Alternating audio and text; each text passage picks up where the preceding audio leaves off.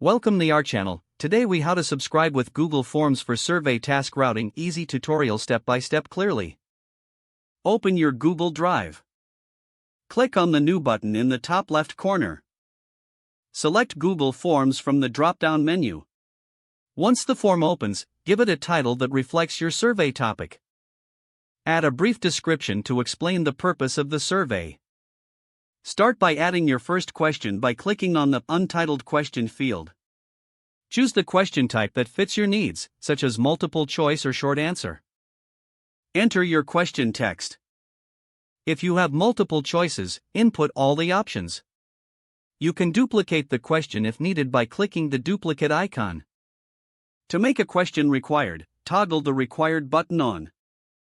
Proceed to add additional questions as needed to gather relevant data.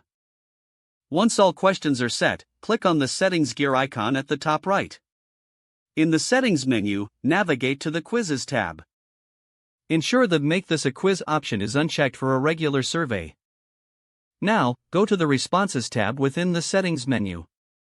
Enable the Collect email addresses option if you want to track respondents. Next, click on Presentation in the Settings menu. Check the box for Show link to submit another response if needed.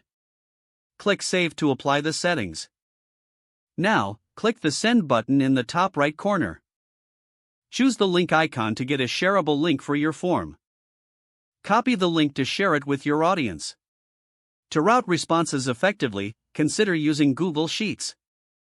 Click on the Responses tab at the top of your form. Then, click on the green Sheets icon to create a new spreadsheet.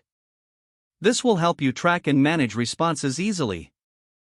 Next, set up different sheets for task routing in the Google Sheets file. Don't forget to like this video and subscribe to our channel for more step-by-step tech guides.